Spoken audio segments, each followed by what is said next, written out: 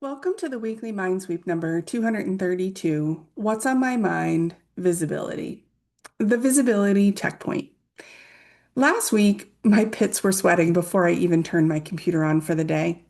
Sitting at my desk with Walter, unconditionally by my side to support my emotional regulation, I'd written and rewritten the dollar amount for my offer more than once.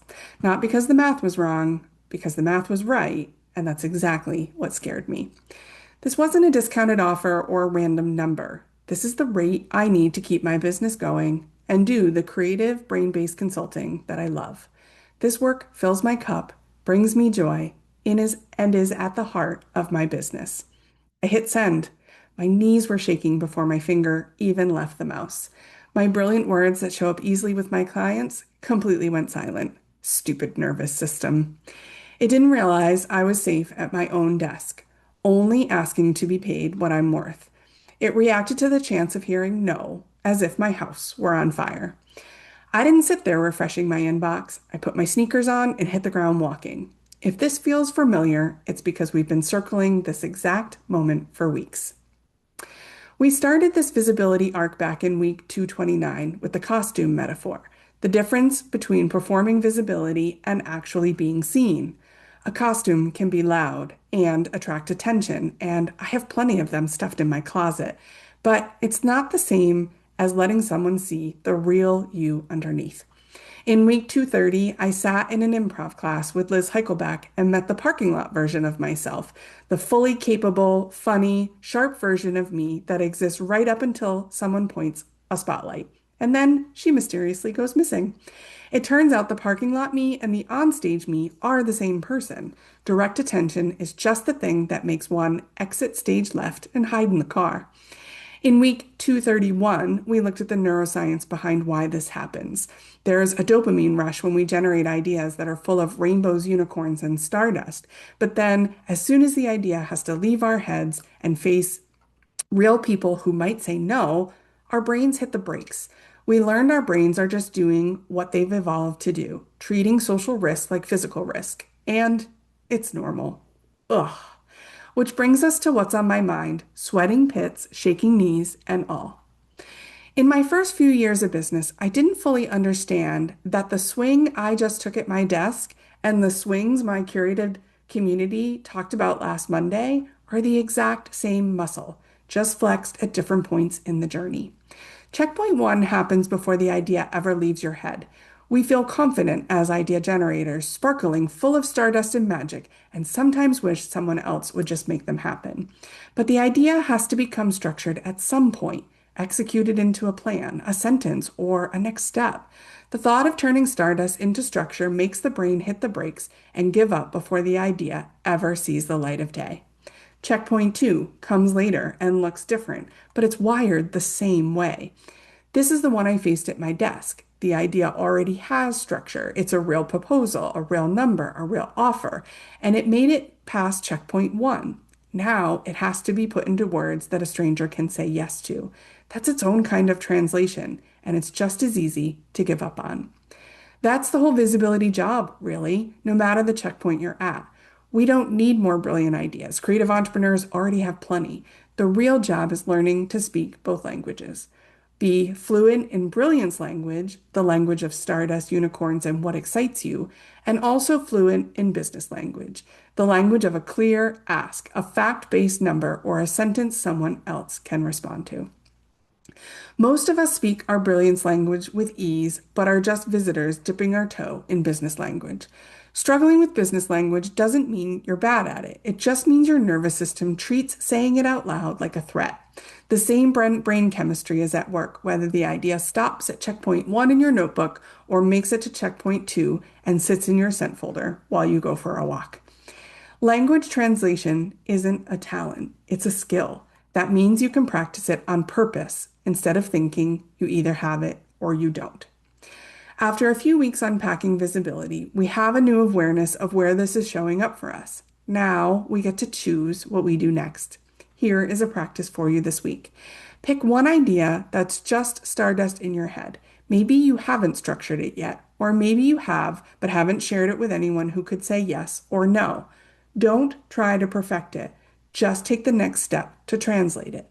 Write one sentence that turns your idea from brilliance language into business language. The goal here isn't to perfect the whole idea, just write one sentence. Here's what I do, who it's for, and what it costs. If you start sweating while you write it, that's not a sign you're doing it wrong. It means you're doing checkpoint 2 live in real time. Then send it to one person, not 100 people, not a viral post in the void of social media, one person who could actually say yes. You don't need the masses, you just need one rep. This month, while working on visibility, I realized my strength is in coming up with ideas and turning them into business language. Now I'm focusing on calming my nervous system as I move from business language to speaking out loud and being center stage. I'm taking uncomfortable steps to rewire my brain until this feels natural. I still don't know what will happen with that proposal that I sent out last week. I wrote this week's MindSweep while sitting in the discomfort of not knowing the answer, and I'm leaving it that way on purpose. Taking the swing isn't about the score, it's about whether you tried. My pits still sweat, my knees still shake. Sometimes my best words disappear when I need them the most. But last week, I hit send anyway, put on my sneakers, and walked it off because calming the nervous system is part of the process. Here's what I invite you to sit in with this week. Visibility is one skill flexed at two checkpoints, idea to structure and structure to stranger. Both can stall and both can be practiced. You are not bad at business language. You're just a native speaker of brilliance language, learning a second language on purpose like any other skill. Your nervous system isn't broken if it reacts to a business email like it's a threat. It's just old software running risk checks meant for a different kind of danger. Rejections didn't derail you, they rerouted you. You were wearing costumes when you delivered that original offer. Your current evidence outweighs those setbacks. If you need support translating your brilliance language into business language, you belong here. I can help. And you miss 100% of the swings you do not take. Stupid nervous system, brilliant you. Send the email anyway.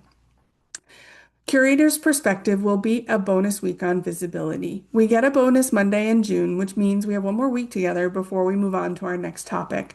Curator's Perspective Week is when we sit together in the space of everything we've uncovered this month and start pointing it towards the next. Here are two questions for you this week. Think about an idea or offer currently stuck at checkpoint 1 or 2. Which checkpoint is it stuck at? Has it not become structured yet? Or has it become structured, but you haven't offered it to anyone who could say yes or no? What's the sentence that turns it from brilliance language into business language? I would love for you to reply and share with me. You belong here. I can help. If translating your brilliance language into business language feels like the hardest part of running your business, that's exactly the work I do with creative and neurodivergent entrepreneurs. Let's talk about where you're getting stuck. Book a free 30-minute consultation and let's find your next rep together. You've read it or listened to it. Now come sit in it. The costume comes off in June. Come as you are. You do not have to do this alone. Every Monday at 8 a.m. Eastern Standard Time, a community of heart-centered creative entrepreneurs gather inside Curated Conversation Evolution and do exactly this kind of work, naming what's hard, understanding why, and building the safety to move forward anyway. If that sounds like the kind of room you've been looking for, come sit with us. June is our month of visibility. Your first month is free. Come find out what it feels like to be in a room where it's safe to say the thing out loud. Listen if you want, speak if you're ready, stay if it feels like home. We meet Monday mornings, 8 a.m. Eastern Standard Time. We start with coffee, and belonging is included.